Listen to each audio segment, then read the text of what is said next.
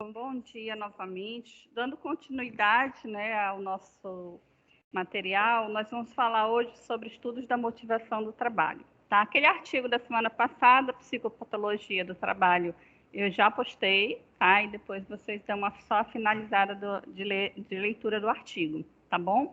E hoje, então, nós vamos falar sobre a motivação no trabalho, né? Vamos entender um pouquinho como que ocorre esse processo dentro da organização e a importância de a gente compreender a motivação, entender o que e como que ela ocorre, né? O que levam as pessoas a se manterem motivadas, tá? Então, a gente vai estudar aqui hoje dois teóricos, né? Existem infinitamente vários teóricos que estudam os processos de motivação, mas a gente vai estudar os dois que a gente mais visualiza, né, dentro das organizações, a maioria dos psicólogos utilizam, tá? Mas é só para vocês saberem que existem vários outros. Então, antes da gente começar aqui, eu queria que vocês me dissessem o que vocês compreendem sobre o que é motivação para você.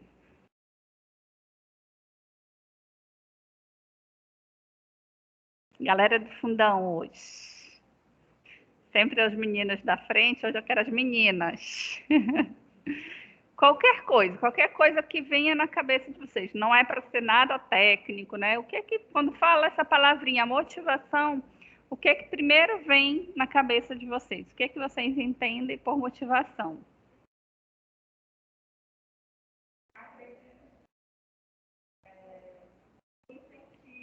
Uhum. Uhum. Sim. Deixa eu ir anotando aqui para depois eu não esquecer. Tá, que mais? Que leva alguém a fazer algo. Que mais? Vamos lá. Pode ser considerado até quase uma força, tanto exterior quanto interior de si mesmo, quanto de outra pessoa que espera que tu chegue a algum local, seja lá, está fazendo uma faculdade, estudando para continuar sendo um médico, um advogado, um próprio psicólogo, tá? Certo. Ou eu venho vendo até de si mesmo, Uhum. continuar naquele onde tu está estudando, está trabalhando. Perfeito. O que mais? Vamos pegar aqui, então, essas três respostas de vocês, né? Fosse interior e exterior para chegar a algum local, algum lugar, efetuar alguma conclusão. Ok. E quando a gente chega nesse local, né? Quando a gente chega nesse foco, quando a gente chega neste objetivo, o que acontece conosco, né? Então, o Matheus deu o exemplo aí de querer alcançar algo, tipo fazer a faculdade, né? E aí, quando chega ao final, quando conclui a faculdade, para onde vai essa motivação? O que acontece conosco? Acho que como nós somos seres humanos, estamos sempre em constante evolução, nunca temos só uma motivação. Ah, o meu psicólogo ele aí tu vira lá, passou em tudo, fez tudo isso que você passou. E aí, nós somos seres humanos, então nós sempre temos que estar evoluindo, escolhendo novos passos para seguir, por exemplo, veio psicólogo, beleza. E agora? Posso ser um psicólogo da saúde, posso ser um psicólogo organizacional, posso escolher a minha abordagem e aprofundar mais ela, nós continuamos na sua área. Muito bem, perfeito, né? Então, é exatamente isso, né? O processo de motivação, ele é finito, né? A gente não tem algo que é infinito. Então, quando chega aquela motivação e a gente se percebe na conclusão daquilo que me manteve motivado, aquele motivo que me manteve para a ação, né? Se a gente pega a palavrinha ao pé da letra, motivação, é motivo para a ação. Então, pegando o exemplo do Matheus, o motivo para a minha ação foi fazer a faculdade. E quando chegar ao final da faculdade, o que é que eu deverei, né? E aí a gente aspa nesse deverei fazer, procurar uma nova motivação. Porque o que acontece, né? Se a gente não procura ou não encontra essa nova motivação, a gente cai no processo desmotivacional, né?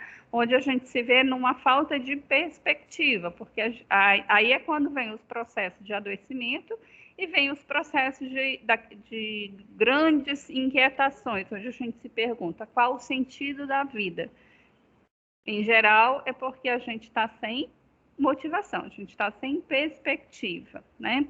Então, quando o Matheus coloca uma força interior e exterior, tem razão, né? Porque a motivação, ela é interna, né? Ou seja, eu não consigo motivar o outro, né? A motivação, ela é minha, eu preciso compreender aquilo que me satisfaz, encontrar isso, né? Para que isso me mobilize. Mas quando ele fala exterior, também tem razão. Oi?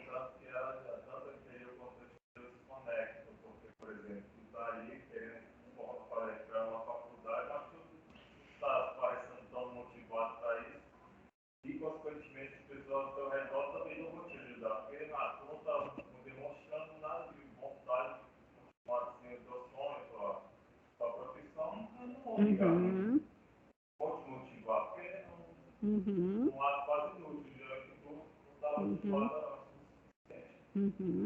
Perfeito.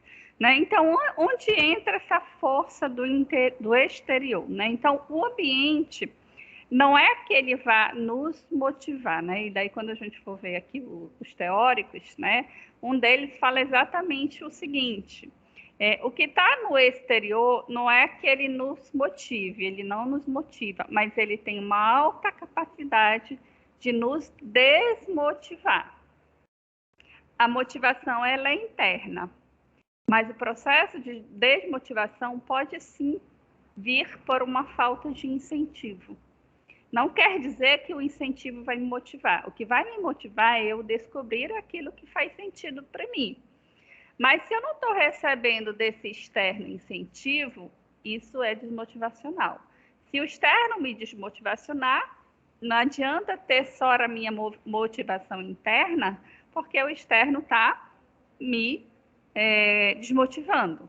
Então, os processos de adoecimento podem vir justamente aí, né? Onde a pessoa não encontra no ambiente aquilo que vai, então, alimentar o seu processo motivacional. Tem um caso muito recorrente, quando eu ainda estava na escola, que não é bem meu caso, eu não voltei com o Enem, mas as pessoas realmente queriam entrar numa faculdade pública e, por consequência de outros alunos, as pessoas que estavam focadas em passar no Enem e tal, elas eram desmotivadas pelos próprios professores, que, no âmbito geral, consideravam todo mundo da minha turma um bando de quase que não se portavam com ir passar uma faculdade só que terminar o convênio. No meu caso é isso, eu não estava na escola, mas essa pessoa ela começa a se motivar. E minhas outras pressões, como pressão dos pais que tinham que, consequentemente, o aluno não está motivado o suficiente para passar no Enem. Tem as causas externas de outros casos, por exemplo, tu não está qualificado para ser um estudante de direito, de psicologia. Tem novamente professores que estão desmotivando, tu não está estudando, tu não está aprendendo isso, tu não vai passar no Enem. Consequentemente, isso vai levar a alguns problemas pessoais. Perfeito, porque o ambiente não está favorecendo, né, aquilo que pode estar mantendo a motivação. Ou seja, o ambiente pode sim, né, ser altamente desmotivador. Trazendo, né, esse exemplo do Matheus, né, dentro da organização, é exatamente isso que acontece. Né? Então, assim, a pessoa pode até começar ali dentro daquela organização motivada, mas pode ser que aquele ambiente da minha organização não esteja proporcionando, não esteja incentivando essa pessoa, né, a se manter motivada. E aí ela entra no processo de desmotivação. E aí cabe a nós encontrar e entender o que está acontecendo com a pessoa, pelo que ela entrou no processo desmotivacional, por exemplo, né? Entendendo que não vai ser geral, isso vai ser de forma individualizada, porque o que pode desmotivar uma pessoa não vai necessariamente desmotivar a outra, né? Então, como a gente conversou já em aulas anteriores, dentro da organização, apesar de nós estarmos em coletividade, mas a gente também precisa compreender essa individualidade, essa subjetividade de cada colaborador. E aí vem o grande desafio, né? Como proporcionar coisas, né, que sejam capazes de atender o maior número de pessoas, né? Que aquela minha ação, por exemplo, possa incentivar a maioria das pessoas, porque não vai incentivar todas, né? E aí eu tenho que estar atento, né? E a esse que não foi, por exemplo, incentivado por uma ação minha, de que forma ele pode ser contemplado com outras ações, que é o grande desafio dentro de uma organização, tá? A gente conseguir perceber, né, todo esse processo e poder, então, ajudar essa pessoa, esse nosso colaborador. E aí, então, quando vocês falaram incentivo, leva alguém a algo, a algum lugar, é exatamente isso, né? É o motivo que nos leva à ação, tá? Então, a priori, essa definição que a gente vai partir, né, para a nossa discussão. Então, motivação é a arte de fazer as pessoas fazerem o que você quer que elas façam porque elas querem fazer, né? Esse é um conceito aqui desse autor. É um conceito que dá para a gente refletir, mas entender que ele não é tão simplista assim, né? E aí é um conceito que também às vezes é utilizado nos processos de liderança, né? Levar alguém a fazer algo, né, que você quer que ela faça porque elas querem fazer.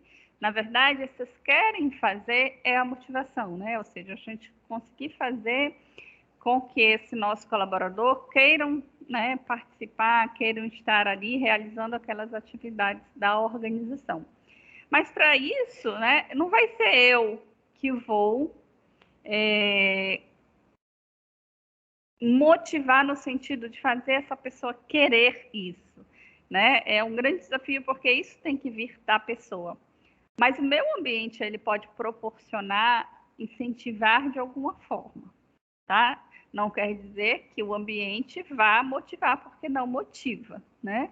Mas ele desmotiva, tá? Então, se a pessoa encontra um propósito dentro da minha organização, ela encontra um sentido naquele trabalho, por exemplo, que ela realiza, e daí a importância, por exemplo, da gente começar com a entrada desse colaborador, estando, né, num trabalho onde ele veja um sentido.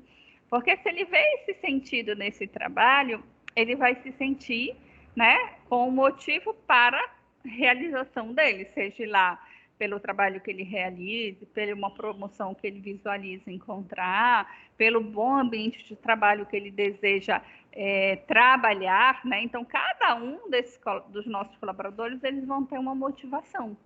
E eu entender e compreender qual é essa necessidade desse colaborador no momento de entrada, vai poder com que eu faça, né? Eu compreenda se essa atividade realmente vai ser uma atividade que vai proporcionar esse motivo para a ação. Por exemplo, na organizacional, eu penso na própria, naquele exemplo do abacaxi, eu acho que é abacaxi. O Juca pode ser um exemplo de motivação para alguém que chegou na organização. Ele está ganhando tal salário, posso chegar um dia a ser como ele. Ou pode ser o oposto, como é o caso do João. O cara está ganhando mais que eu. Eu não estou ganhando nada igual a ele há mais tempo. Vai ser o mesmo exemplo, só que com motivações e motivações diferentes. Exato, né? E cada um, né, vai estar aí nessa diversidade onde a gente vai ter que encontrar algo que consiga atender a todos, né? Objeto de estudo, né? Então, para se tornar merecedora da contribuição total de seus membros, uma organização ela precisa entendê-los.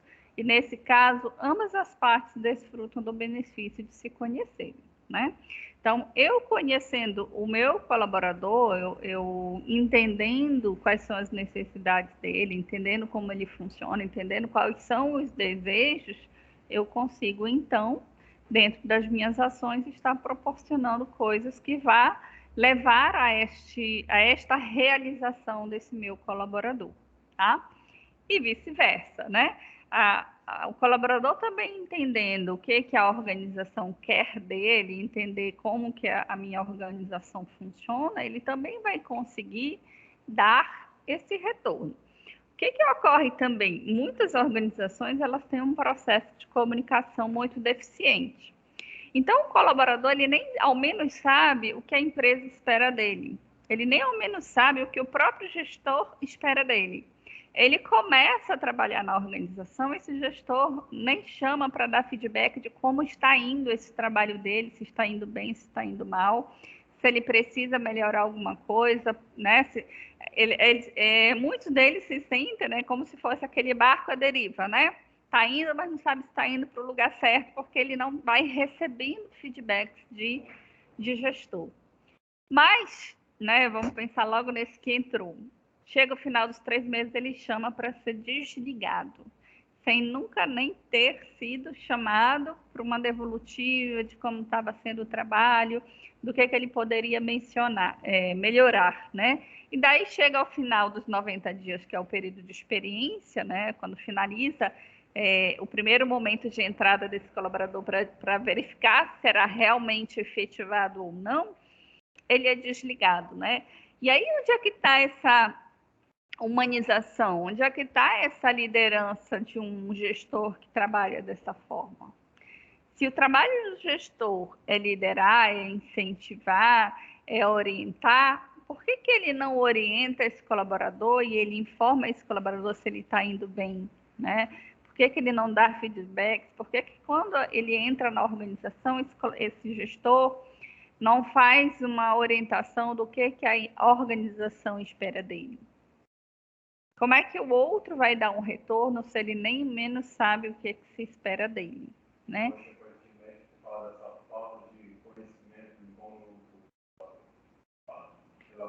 Colaborador. O colaborador ele trabalha, quando ele quiser entrar em outra empresa, ele não vai ficar desmotivado. Ah, estou empregado ruim, então faz.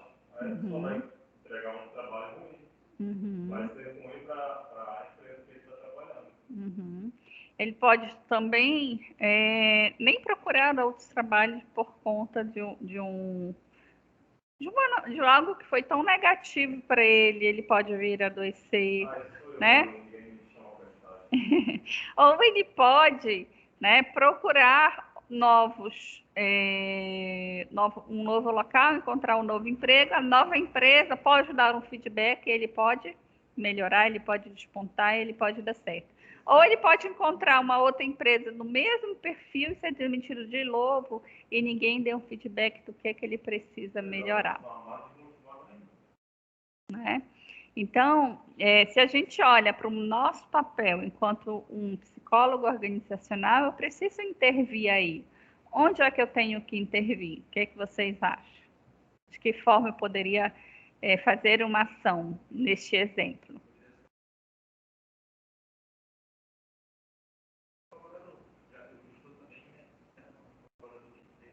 Uhum.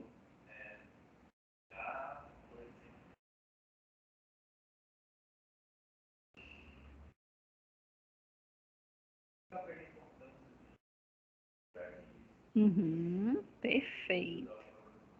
Exato, né? Então, o nosso trabalho, ele é um trabalho de orientação a esse gestor, né?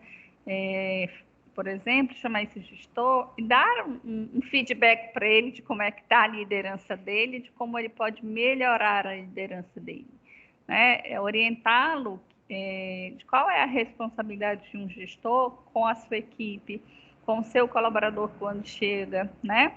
Podemos também chamar o colaborador? Também podemos, né? Ele está no período de experiência. Como é que está o seu período de experiência? Você está sentindo dificuldade em alguma coisa? Tem alguma coisa que a gestão de RH possa lhe ajudar? Porque se você chamar ele, ele também pode dizer, eu tenho assim, olha, estou sentindo muita dificuldade, meu gestor não está me dando feedback, ele não está me dizendo como eu estou indo, ou então eu estou sentindo dificuldade em tal coisa. Então, a gestão de RH também consegue ajudar, né? Claro que se for empresas muito grandes, às vezes a gente não dá conta, mas se a gente pensar Por exemplo, de uma empresa muito grande, a gente ter esse papo com cada um, talvez a gente não consiga, mas a gente pode encontrar meios, né? Mandar e-mails para esse colaborador que chegou na empresa, mandar uma mensagem de WhatsApp, né? Ou ter realmente, né, no processo de integração, deixar o canal livre, né?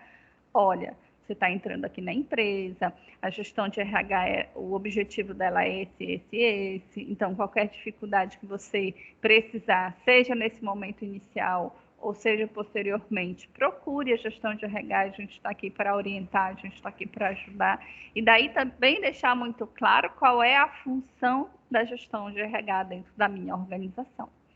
Tá? Então, o nosso papel ele é fundamental, né, tanto nessa integração quanto nessa manutenção desse colaborador. E aí a gente vai estar atuando, né, em conjunto, em parceria com esses gestores. Porque quem vai saber se esse colaborador efetivamente está indo bem ou não é o gestor. Mas se eu me abster, né, isso não é responsabilidade minha, não. O gestor da equipe é o fulano de tal, que é o gerente. Né? E aí também eu não vou fazer nada? Não, eu também preciso verificar se esse gestor está acompanhando. Né? Eu posso perguntar, pedir o feedback, né, dos processos de seleção que eu fiz para o gestor. E aí, aquele colaborador novo que nós fizemos a seleção, como é que ele está indo? É uma forma da gente estar tendo o feedback desse gestor, se a gente fez uma boa seleção ou se esse colaborador está precisando de alguma orientação para que ele se integre nesse período de adaptação. Tá?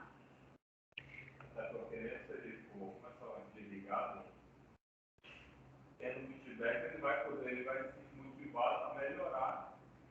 E quando ele for em outra empresa, ele pode melhorar depois de fazer esse feedback. Nem ligar na língua empresa, ele pode ser.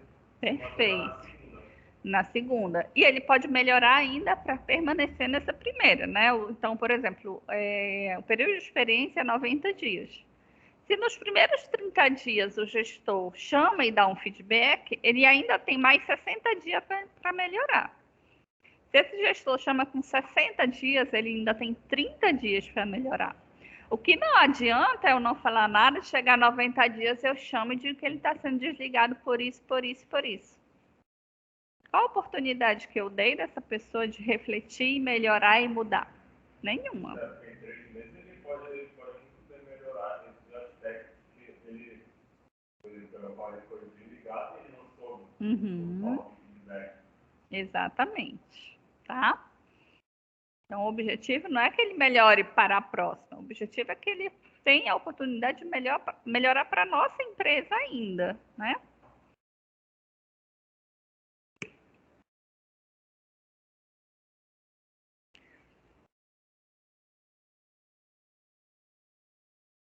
Então, um dos teóricos que nós vamos falar é o Maslow, né? O Maslow é o ícone da motivação dentro das organizações. Falar em organização não se fala sem falar em Maslow, né? Então, o processo de motivação dentro das organizações mais estudadas é o processo de Maslow, tá? Eu preciso seguir essa linha de pensamento do Maslow? Não necessariamente, né? Existe aí uma infinidade de teóricos, eu vou estudar, né? Se eu vou ser um psicólogo organizacional, eu posso ter um entendimento da motivação sobre outras perspectivas sem ser a do Maslow, né? Mas a gente vai discutir aqui a do Maslow, né? Para que vocês entendam como funciona esse processo de motivação. Então, o Maslow, ele coloca, né, que uma motivação mais sublime só irá se manifestar quando motivações mais básicas estiverem satisfeitas, conforme descreveu a figura da pirâmide, né? Então, o processo de motivação do Maslow, ele se dá, né, ele explica a partir de uma pirâmide, né, que daqui a pouquinho eu vou mostrar. Então, o que ele diz, né? O ser humano ele é motivado, né? Há motivações, digamos, mais que ele coloca sublime, mais motivações mais complexas, podemos assim dizer, se as básicas estiverem satisfeitas. Então, na base da pirâmide, né? Aquela base maiorzinha da pirâmide, ele coloca como as necessidades básicas, né? E no topo da pirâmide, do meio da pirâmide para cima, ele coloca como as necessidades secundárias, que são as outras necessidades que ele coloca como mais complexas ou mais sublimes, né? Como assim, professora? Vamos pensar, né? Vamos usar o exemplo de uma sala de aula. O aluno vem para a sala de aula com fome, né? Ele não se alimentou. Ele vai estar motivado a prestar atenção na aula? Ele está ali com a barriga dele doendo de fome, igual quando o professor passa aqui do horário, né? Exatamente. A motivação maior dele é querer comer. Ele vai estar se remexendo, ele vai estar inquieto, ele não vai estar prestando atenção naquela aula. Não é que ele não tenha interesse naquela aula, mas já que a necessidade maior, dominante dele é aquilo que é básico. O que é básico para nós, seres humanos? Né? É alimentação. Perfeito, né? É aquilo que mantém o nosso corpo fisiologicamente bem, em pé, tá? Então, é a partir desse pensamento que ele, então, estrutura, né, a pirâmide de Maslow, tá? Então, a pirâmide, ela é composta na base pelas nossas necessidades fisiológicas, né? Como comida, água, sexo, sono, segurança, sociais, estima e autorrealização. Então, se eu estou com a minha barriguinha cheia, eu vou, né, passar por uma segunda etapa, que eles chamam, por exemplo, das necessidades de segurança. Né? O que é as necessidades de segurança? Tu vai tomar o café da manhã e quando vai chegar na parada do ônibus, pode ser assaltado. Né? Ele quer se sentir seguro, né? Ou seja, nós precisamos de um local onde a gente esteja ali seguro da violência, seguro da chuva, tenha um local para dormir, aí, né? Por acaso ele pode assaltar, você acha que ele vai prestar atenção na sua aula? Também não, né? Porque aquilo vai mobilizá-lo, né? Então, necessidade de segurança em geral. Tendo a minha necessidade de segurança satisfeita, eu vou pensar em quê? Nas minhas necessidades sociais, que envolvem o quê? Social. Exatamente, os meus processos de relações, tá? Sejam ela família, seja amigo, seja amorosa, né? São as relações sociais em geral. Por acaso, sua mãe ou seu pai estiverem doentes, realmente está muito motivado para ir para uma sala de aula e deixar os pais sozinhos. Perfeito, né? Tendo as minhas necessidades sociais, ok, eu vou pensar o quê? Nas minhas necessidades de estima. O que é necessidade de estima? Nós queremos ser aceitos por esse grupo social?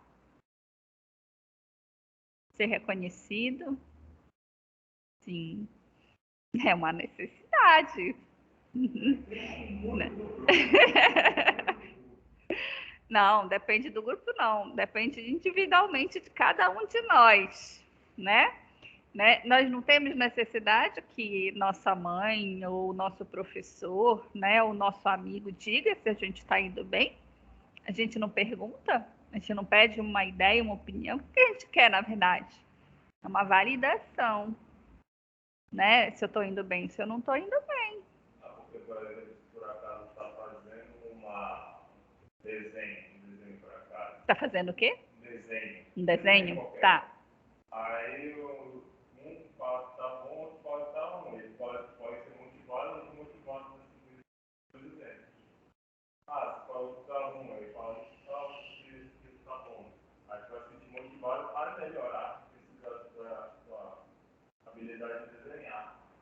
E com o outro que é, o desenho está bacana e tal, vai se sentir mais motivado ainda. Perfeito, né? Então, se a gente vai lá para quem é da comportamental aqui? Ninguém.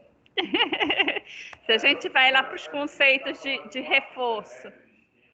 Hã? 4 semestres de esquina não ajudou muito a pessoa a gostar de Nossa! Mas vamos pensar, se a gente vai lá para os processos da comportamental, do reforço, né? Do reforço positivo, nada mais é que essa questão do reconhecimento, né? A pessoa ela é reforçada positivamente naquilo que ela fez, né? Então, isso vai fazer com que a pessoa ali, né, se sinta reconhecida, se sinta de alguma forma estimada por esse outro. Nós buscamos por essa aprovação social, né? A gente quer que as pessoas validem aquilo que a gente faz, tá? É uma necessidade.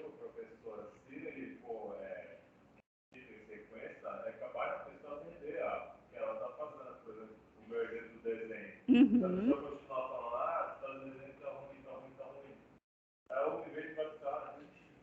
Perfeito, né? Então, esse teu exemplo aí, de uma criança que está aprendendo a desenhar, né? E aí eu não valorizo esse desenho dela incentivando, dizendo que tá legal, tal. Eu digo assim, é uma porcaria, tu não sabe desenhar, não sei o que, não sei o que. Então o que eu vou fazer com essa criança, né?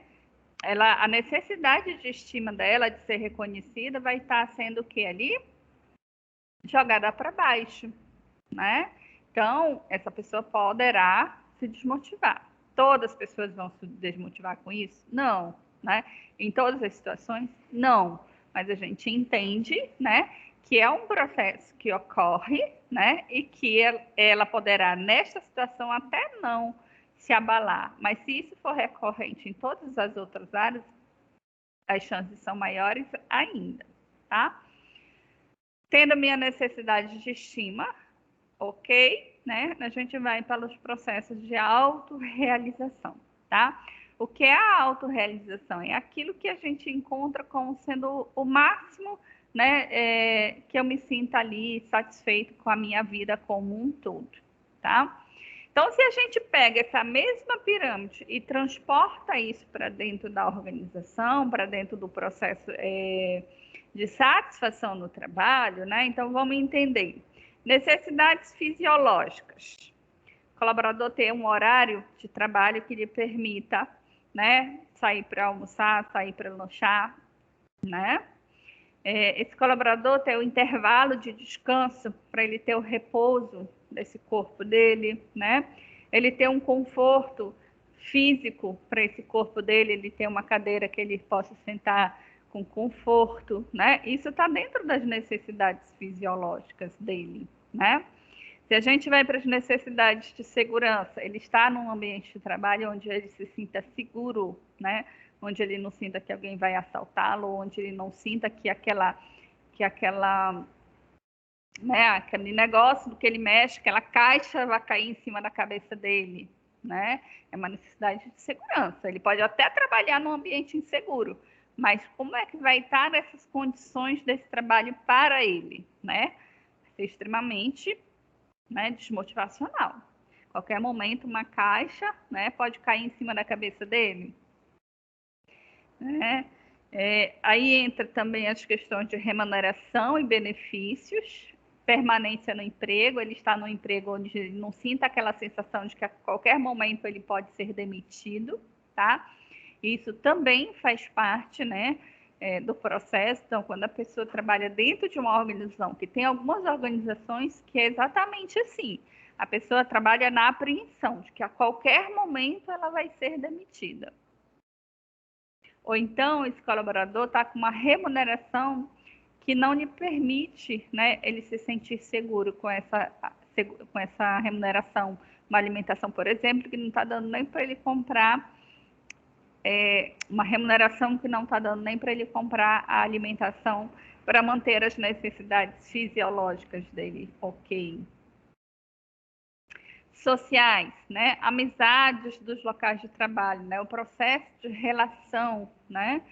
Interação com os clientes, um chefe amigável, um chefe que permita conversar, um chefe que permita ele fazer uma troca. Vamos pegar esse social aqui. De que forma nós, enquanto gestor de RH, podemos pensar numa ação que possibilite aqui esse social?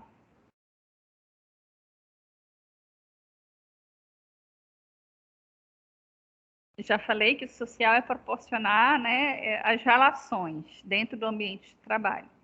Que tipo de ação a área de gestão de RH pode, então, proporcionar isso? Oi? Dinâmicas. Ok. Quem mais?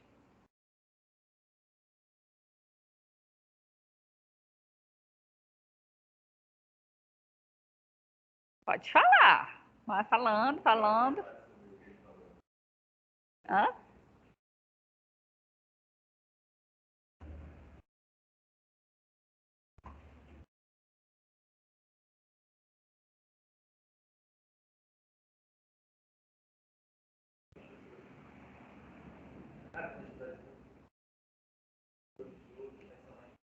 Olivia e Carolina, vamos lá. Vocês ouviram a pergunta? Tá ligado. Oi, Vamos lá, professor, vocês. tudo bem? Qual foi a pergunta, perdão? Não estou conseguindo ouvir. Vocês estão falando alguma coisa? Eu tô. Qual foi a pergunta? Tá, agora eu ouvi. A pergunta é, eu estou explicando aqui a pirâmide de Maslow, né? E aí a gente está aqui na social, tá?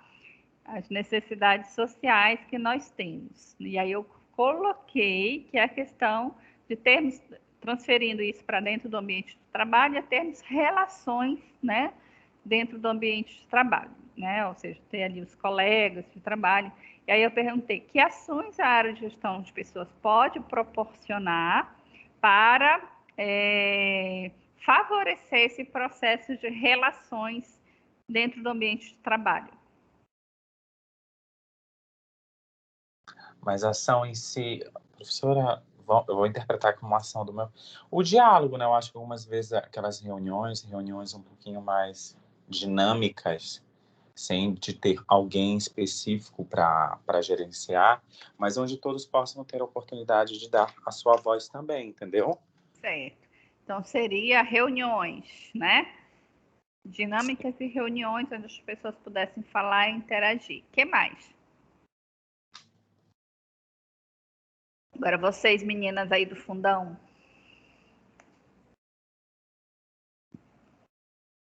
Nada? Matheus, Cristiano. Ah, o Cristiano já foi, né? Tu. Um exemplo?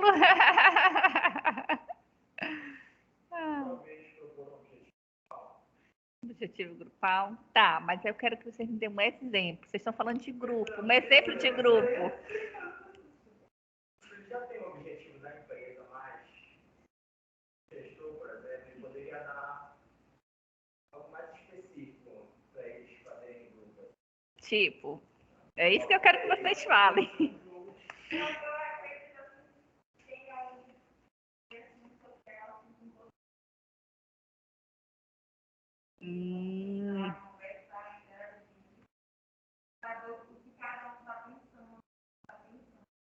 Perfeito, né? A gente poder proporcionar momentos de interação, né? Uma dinâmica de grupo num treinamento proporciona, né? Investimento nas datas comemorativas, né? Dia da Mulher, Dia dos Pais, fazer alguma coisa que as pessoas estejam ali reunidas, vai favorecer isso? Vai. Uma festa junina, um almoço, uma confraternização, um aniversário antes do mês, né? Então, é a gente pensar em ações que favoreçam relações, que favoreçam essa interação onde as pessoas comecem a se relacionar, a conversar, né? A ter esse momento onde ela sinta ali que ela está num local onde ela se relaciona, ela consegue se relacionar com as pessoas de uma forma ok, e ela não esteja ali se sentindo, né, engessada só dentro da salinha dela, onde ela entra e sai e não interage com ninguém, tá? Então, esses eventos comemorativos, eles não são sem sentido, né? Eles têm aí um objetivo, né? Então, um deles é esse, né? Faz parte aí se a gente leva em consideração o processo motivacional de Maslow, é que ele, então, está atendendo, ou pelo menos procurando atender essa necessidade social que nós temos, ok? Estima, né? Então, se a gente transporta a de estima, que a gente estava dando o exemplo ainda há pouco do Matheus, do desenho, né? E traz isso para dentro da minha organização. Necessidade de reconhecimento. Oi? Feedback, perfeito. Feedback, reconhecimento, né? Como é que a gente pode reconhecer? Feedback, elogio, né? Ter os programas de incentivo, onde esse colaborador ele sinta que ele é reconhecido, se ele está dando um bom trabalho. Já aparecem vários filmes disso, que é aquele empregado do mês. Empregado do mês, promoções, né? São um tipo de ações, né? E aí a gente sempre, né? Eu sempre digo, sempre refletindo, né? Um funcionário do mês vai, né, motivar todos? Não. Tem pessoas que elas não são competitivas. Tem pessoas que se ela nunca vê o nome dela ali naquele funcionário do mês, vai se desmotivar, né? Mas são ações? São, né? Onde a gente vai ter aquela percepção, ver se é uma ação que, para a minha empresa, é uma ação que vai trazer, né, realmente algo positivo, tá? Mas são alguns exemplos que a gente está discutindo. Responsabilidade, né? Ou seja, eu dar uma responsabilidade maior ao meu colaborador, onde ele sinta que aquilo que ele vai fazer tem uma importância, né? Ele vai tomar decisões, vai ser motivacional para todo mundo? Não, tem pessoas que não gostam de responsabilidade, né? Aí eu tenho que ter essa habilidade de entender como é esse meu colaborador, qual é a necessidade dele. Sou eu que vou fazer isso? Não, meu gestor, mas meu gestor precisa estar orientado e treinado e sendo acompanhado por mim, né? Eu vou trabalhar nos programas de incentivo da organização? Vou, né? Mas quem vai estar elogiando o colaborador? Precisa ser esse gestor. Não adianta eu estar pensando em programas de incentivo se lá na ponta, né, esse colaborador não se sente reconhecido pelo seu próprio gestor, né? A pessoa ter orgulho, né, promoções, né, a pessoa estar ali dentro do trabalho e ser reconhecida como uma promoção, né? É um momento onde eu vou estar atendendo essa necessidade de estima do meu colaborador. Onde eu vou trabalhar em promoções? Vou, né? Vou chegar numa empresa onde ela não trabalha com essa questão de promoção, ou é muito pouco. Qual é o meu papel? O meu papel é justamente estar trabalhando junto com essa gestão dessa organização sobre a importância das promoções, né? A importância, e aí a gente precisa estudar bastante para poder argumentar, para poder dialogar e apontar os benefícios para a organização. Então, tudo aquilo que a gente pensar em formas de ação, a gente precisa ter muito domínio para que a gente consiga convencer a organização sobre os benefícios, né, que ela terá com a implantação, por exemplo, de uma determinada ação que eu possa propor. Se não, né, a organização vai me dizer ou não, e aí quem vai ficar desmotivado sou eu, né? Mas aí, é a organização ou será que a minha habilidade de argumentação, minha habilidade, o meu conhecimento precisa ser maior, né? Apontar estudos, apontar questões onde eu consiga realmente demonstrar isso para a minha organização, tá?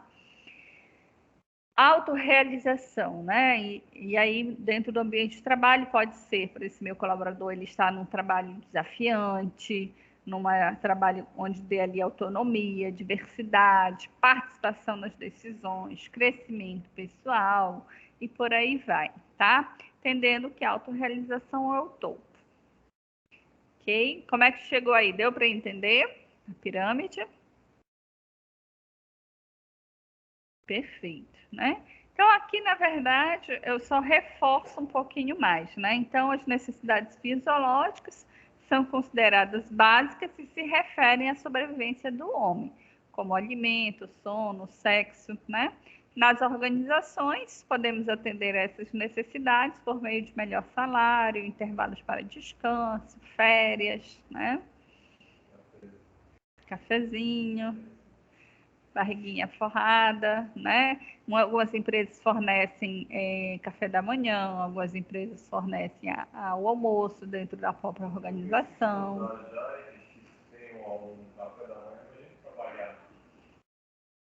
Imagine trabalhar, né? E às vezes um trabalho no escritório ainda vai lá, né? Mas um trabalho que a pessoa tenha que se agachar, se levantar, carregar peso, né? É um trabalho que exige, né? A pessoa estar alimentada, senão ela passa mal mesmo. Então, eu já trabalhei muitos anos em indústria. E às vezes a pessoa passava mal de ir lá para o médico, mas aí quando a gente ia ver, ela não estava tendo alimentação na casa dela. Ou ela estava passando por uma outra dificuldade e não se alimentava, né? Ou ela estava com privação de sono, né? E trabalho em indústria é um trabalho muito pesado. A pessoa vai passar mal no ambiente de trabalho. Exatamente, porque ele restaura as nossas energias, né? E aí cai exatamente o que o Maslow coloca: necessidades fisiológicas são básicas, né? Alimentação e sono, né? O nosso colaborador ele precisa estar alimentado e precisa estar dormindo bem. Para quem costumou acordar, por exemplo, 4 horas, 5 horas, o horário mal com 8 brilho de motivar para fazer qualquer coisa, trabalhar, estudar. Mexe logo com o humor da pessoa, né? E o que eu digo é a pessoa fica logo irritada, né? Com essa privação de sono. Mas aí é costume, fala para quem não foi acostumado com isso. Eu sou acostumada, mas eu não estou fazendo.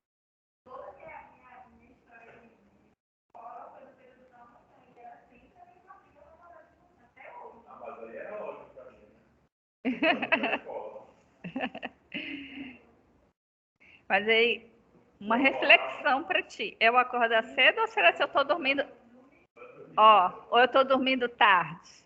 Meu problema é porque eu acordo cedo ou será que eu estou dormindo tarde? E eu não estou conseguindo ter. Eu sou um velho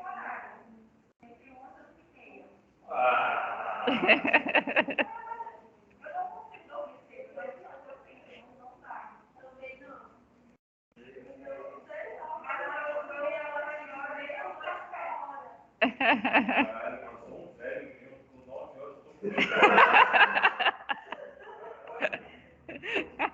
9 horas você já está dormindo, Matheus.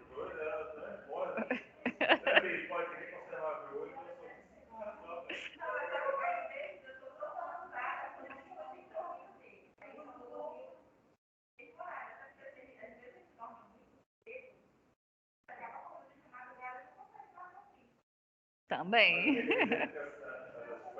falou sobre social, fazer que um grupo se relacione no Dia das Mulheres. Qualquer necessidade de comemoração, por exemplo, o Natal. O Natal. Natal? A família fica toda motivada a fazer a ceia, encontrar os amigos, dar presente, porque a pessoa fica até 5 horas acordada. Nem quase passa o tempo, nem percebe. Por quê? Porque essa interação é legal, né? Faz bem. Aí que entra essa parte, porque se tu está em um grupo social trabalhando, tu está muito mais à vontade e vai ter muito mais vontade de continuar trabalhando naquela empresa, porque é pessoal lá. Perfeito. E aí, quando a gente for estudar, por exemplo, qualidade de vida, né?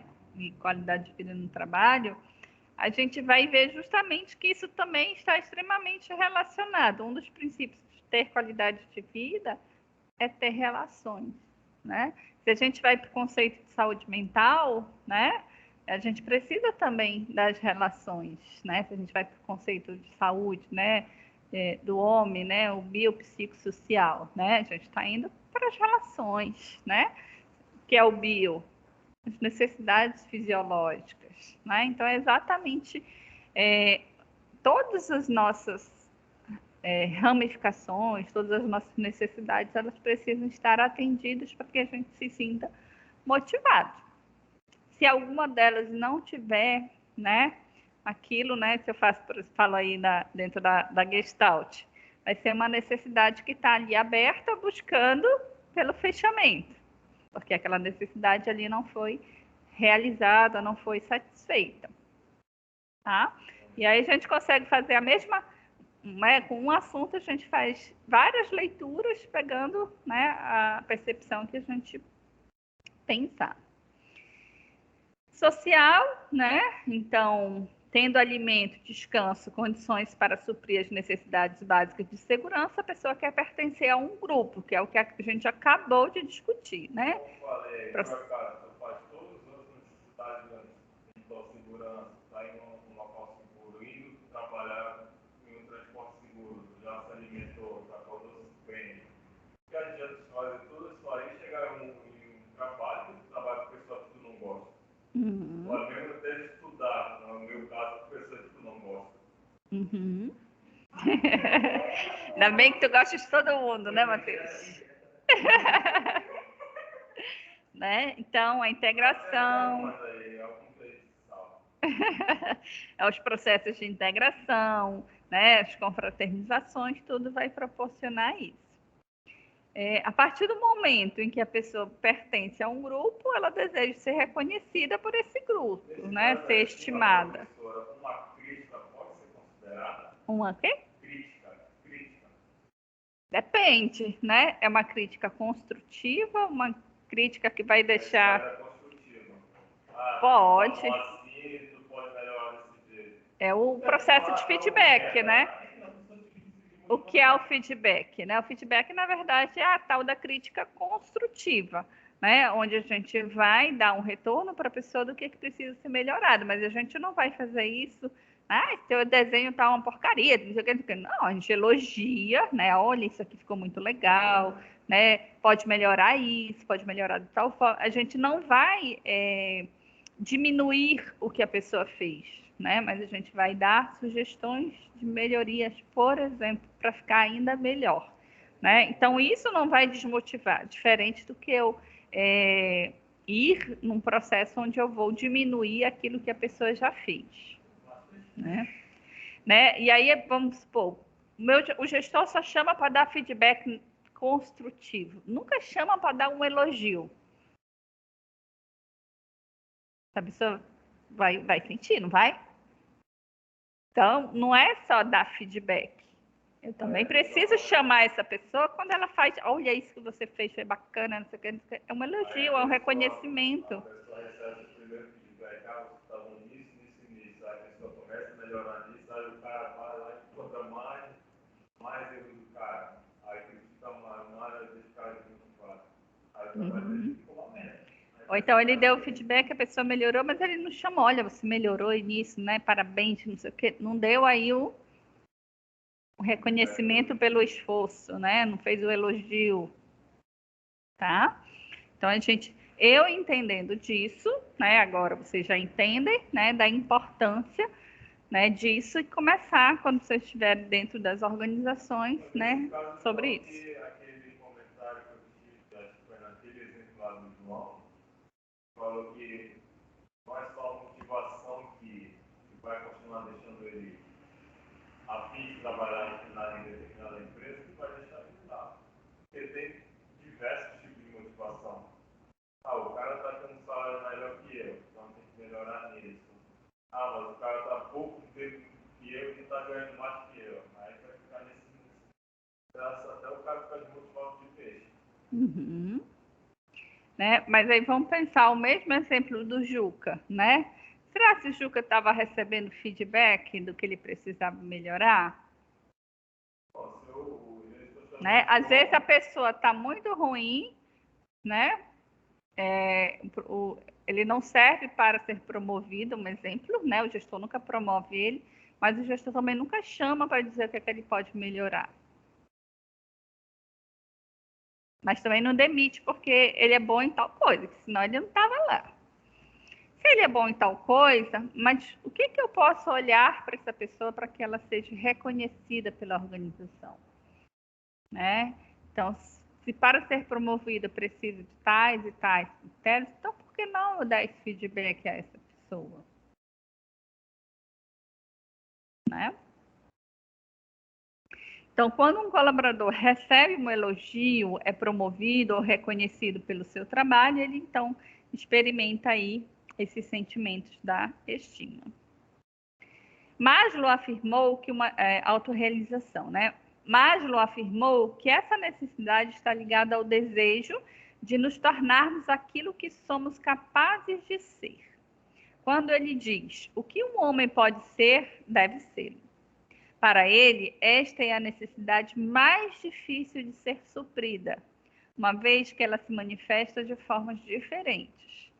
A organização tenta atender a essas necessidades ao oferecer bolsas de estudos, incentivo aos colaboradores naquilo que eles são capazes, né? Isso aqui é bem mais difícil da gente conseguir visualizar, mas entendendo... Oi? É a ponta, né? Mas aí eu preciso entender, digamos, meu colaborador já está com um bom salário, já é reconhecido, né? Ele é promovido, ele já alcançou, digamos, todas as etapas ali da pirâmide.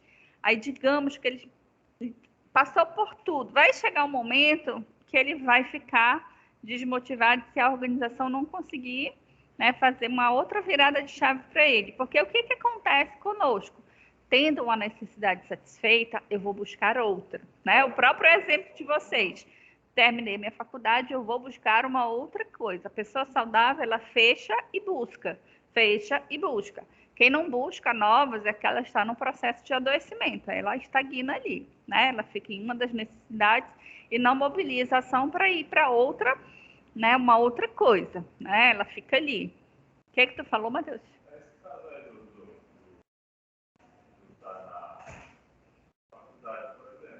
Uhum. Está lá com um grupo de pessoas que gostam, está sem alimentar, está seguro, tu ganha um feedback tanto positivo quanto positivo do professor, mas tu tem que alcançar o objetivo máximo, que é ser um psicólogo. Uhum. Se tu continuar assim, tu não vai. E vai chegar um momento que teu objetivo máximo nem é mais ser psicólogo, porque virão outras necessidades, né? Psicólogo do quê?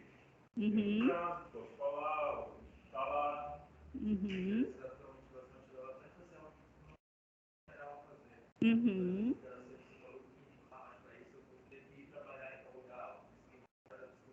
Uhum. Perfeito. E as nossas necessidades se modificam, né? Perfeito.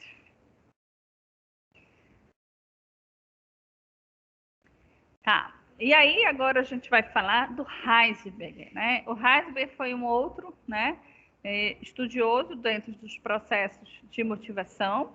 Ele se baseou, né, nos estudos de Maslow, mas como qualquer coisa, qualquer teoria para se desenvolver, o processo de ciência sempre virá uma outra pessoa pensar diferente, né, que é justamente para a ciência evoluir, né? E aí vem ele com os novos estudos, com um novo pensamento a respeito da motivação. Então, vamos entender agora, né, sobre o Heisberger, tá? É o Frederic Heisberger. Então, o pesquisador considera que a motivação vai além da busca por atender às necessidades básicas. Ele busca o alcance de metas positivas. Heisberger chamou os 2 primeiros níveis de fatores higiênicos e somente aos níveis superiores ele acreditou a motivação, tá? Então, vamos pensar aqui. As duas coisas lá da pirâmide do Maslow, que o Maslow coloca aqui como as necessidades fisiológicas e as necessidades de segurança, o Heisberger vai chamar isso aqui, né, segurança e fisiológico, de fatores higiênicos, tá?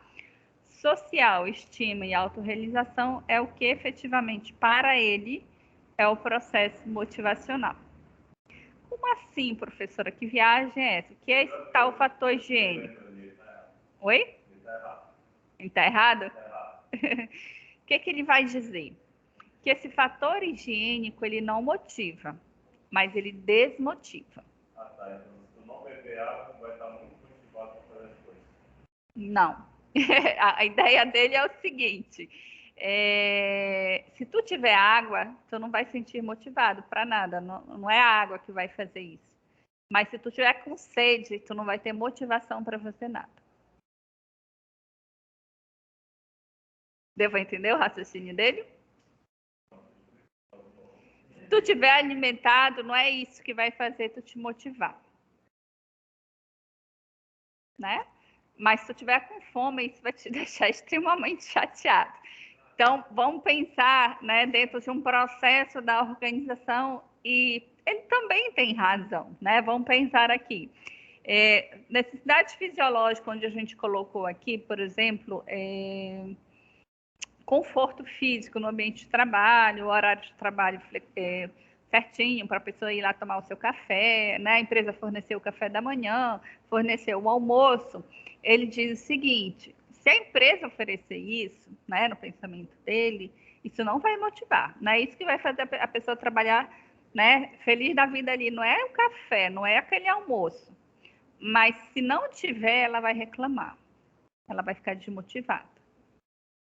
Então, o pensamento dele é nessa lógica. Mas vamos aprofundar para vocês compreenderem mais.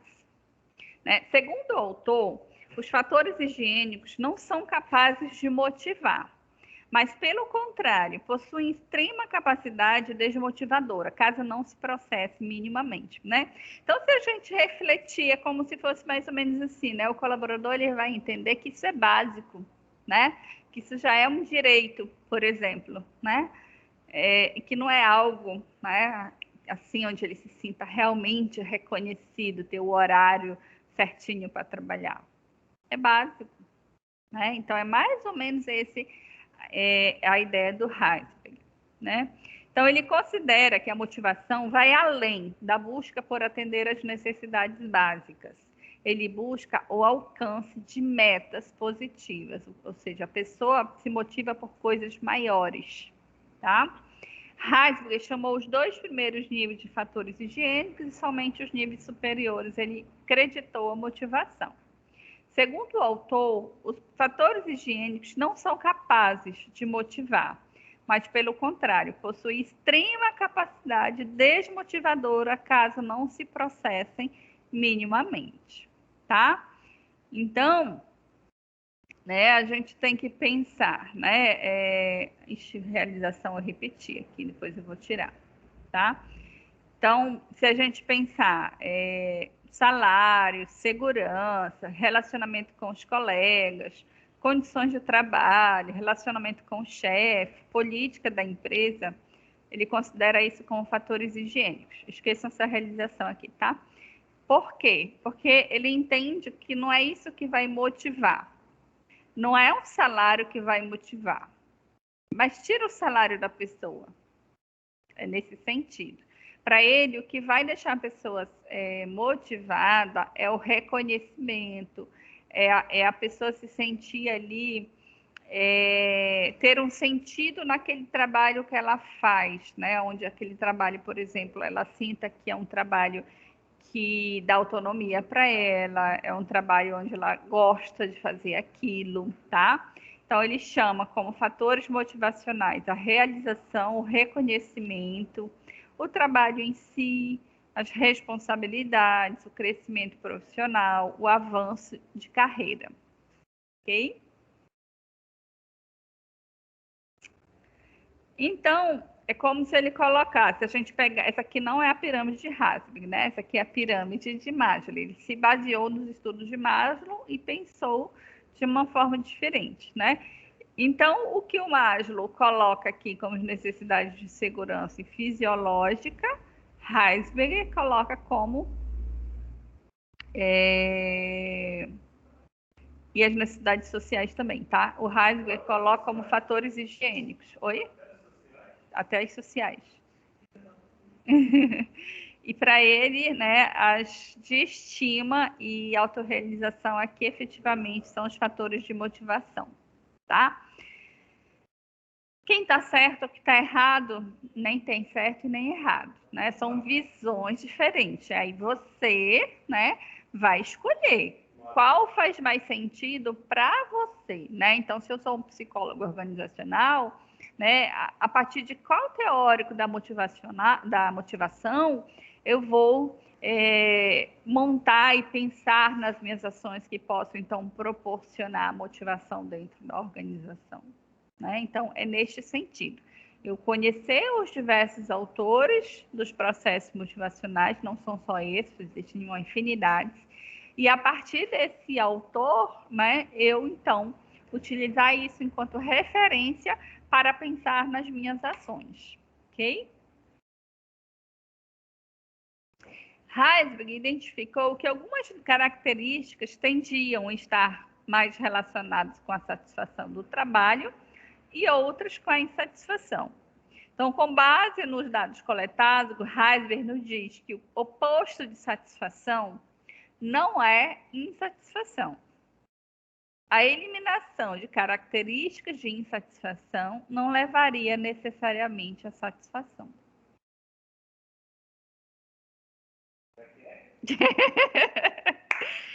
O oposto de satisfação, para ele, não é insatisfação. O que quer dizer isso? Se eu eliminar a insatisfação, não necessariamente, né, não obrigatoriamente vai levar à satisfação, tá? Então, vamos pensar aqui diante do raciocínio dele, né? O colaborador chega lá para o gestor, está extremamente incomodado porque a cadeira está causando dor, não sei o que, o computador não está alinhado, não sei o que, aí o gestor vai lá e alinha isso. Né? Não quer dizer que essa pessoa, né, ela vai ficar motivada com esse ajuste, né? Ela vai deixar de estar insatisfeita porque a dorzinha dela melhorou, tal. Mas não quer dizer que é isso que vai levar ela a estar satisfeita no ambiente de trabalho, não. Não é essa cadeira, não é essa mesa. Se ela estiver numa mesa confortável, numa cadeira confortável, o que vai levar ela a se sentir satisfeita nesse ambiente de trabalho, por exemplo, é ela estar realizando um trabalho que ela sinta satisfação, ela está sendo reconhecida por esta organização. Um exemplo. Então, o que leva à insatisfação, né, não necessariamente vai motivar. É como se a pessoa considera... e a gente faz isso, se a gente for refletir, a gente faz. Ah, isso é básico, isso é direito meu, né? A gente faz isso, não é isso que motiva a gente. Mas tira isso para não ver se não vai deixar a gente insatisfeito, possesso. Né? Ou vocês acham que é uma viagem, que ele não tem razão? Muita viagem. Também faz sentido, né? Perfeito. Bom, agora a gente, então, vou colocar o vídeo, né? O vídeo é de uma série chamada Desafio e Profissão, da PUC, onde ela tem uma série de diversos vídeos, na verdade, que falam de várias áreas de atuação do psicólogo, e eu trouxe, então, sobre o psicólogo organizacional e do trabalho, algumas discussões, né, que eles colocam aqui, tá? Deixa eu abrir aqui o vídeo para a gente poder colocar.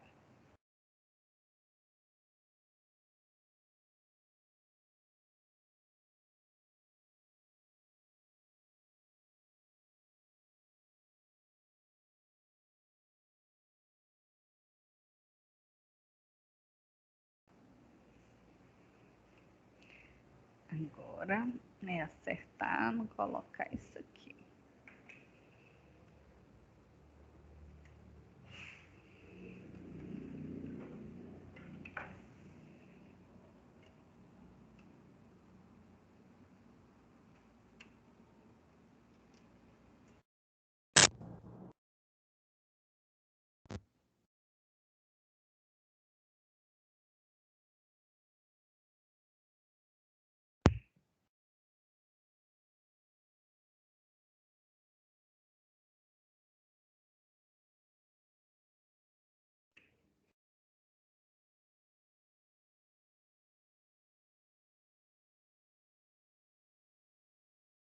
Eu vou colocar no chat também, porque caso o pessoal de lá não escute, eles olham lá pelo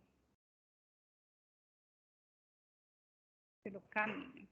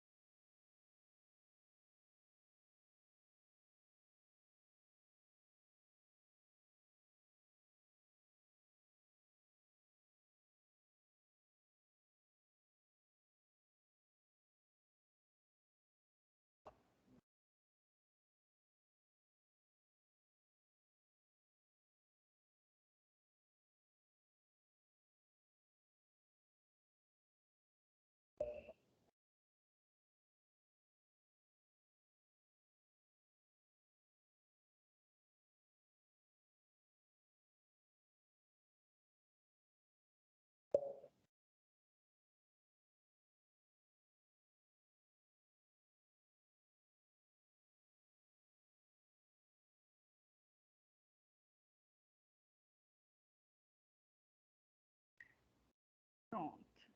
Bom, depois eu quero que vocês finalizem, né? O vídeo ali é um pouquinho grande, então não dá para a gente colocar ele. Deixa eu voltar aqui, que eu acho que está assim.